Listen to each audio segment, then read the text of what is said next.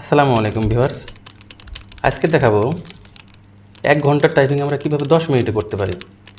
আমাদের মধ্যে যাদের টাইপিং স্পিড অনেক কম এবং অনেকে আছেন ইংলিশ টাইপিং পারলেও বাংলা টাইপিং অনেক স্লো, তাদের জন্য আজকের ভিডিওটি খুবই ইফেক্টিভ হবে। তাই ভিডিওটি না টেনে শেষ পর্যন্ত দেখুন।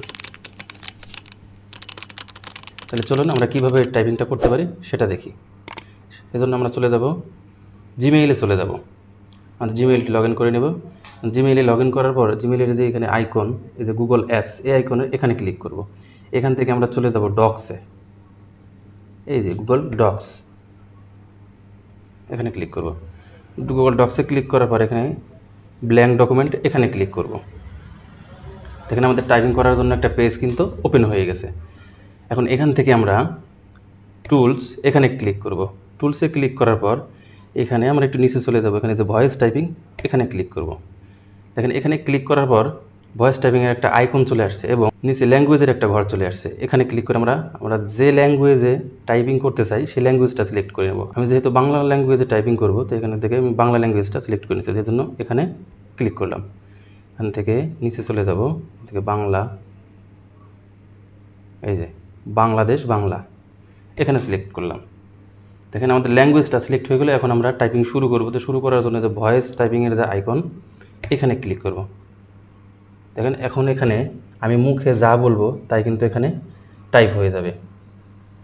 কিবোর্ডের বাটন চাপতে হবে না, কিচ্ছু করতে হবে না। এখানে আমি মুখে যা বলবো সব কিছু এখানে টাইপ হয়ে যাবে। মানে এই টাইপিংটাকে যদি আমি স্টপ করতে চাই তাহলে আমি এখানে ক্লিক করে দিলে এখন যা বলবো আর টাইপ হবে না। আমি যদি আবার নতুন করে শুরু করতে চাই তাহলে এখানে ক্লিক করে দিয়ে এখন আবার শুরু করলাম। এখন মুখে যা বলবো এখন আবার সব টাইপ হয়ে যাবে। তাহলে এই টাইপিংটাকে যদি আমি এখান থেকে পারলেও এডিট করতে পারবো। দেখেন এখান থেকে যদি এই যে ওয়ার্ড ফাইলের মতো আমরা এখান থেকে এই যে ফন্ট চেঞ্জ করতে পারবো, এই যে বোল্ড করতে পারবো, অর্থাৎ ওয়ার্ড ফাইলে যেভাবে আমরা এডিট করি চাইলে আমরা এখান থেকে এডিট করতে পারবো। আমার যদি এখন মনে হয় যে এটাকে আমি ওয়ার্ড ফাইলে কনভার্ট করব, তাহলে কি করব? এটাকে ওয়ার্ড ফাইলে কনভার্ট করার জন্য এই যে বাম পাশে ফাইল, আমরা এখানে ক্লিক করব।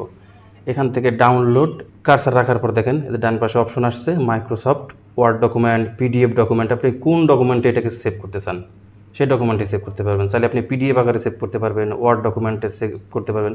আমি এটাকে ওয়ার্ড ডকুমেন্ট হিসেবে সেভ করে দিলাম। দেখেন এখানে কিন্তু সেভ হয়ে গেল। এখন এখানে ক্লিক করে আমার ফাইলটা ওপেন করে নেব। দেখেন এখানে কিন্তু আমাদের মাইক্রোসফট ওয়ার্ডের ফাইলটা ওপেন হয়ে গেছে। এটাকে আমরা ইচ্ছা মতো কাস্টমাইজেশন করতে পারবো। এই যে এখানে এই যে অ্যানাবল এডিটিং, এখানে ক্লিক করলাম। দেখেন এই যে মাইক্রোসফট ওয়ার্ডের সমস্ত অপশনগুলো কিন্তু আমাদের এখানে চলে আসছে।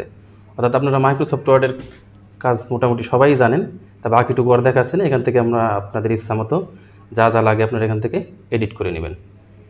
আজকের ভিডিওটি এ পর্যন্তই। ধন্যবাদ।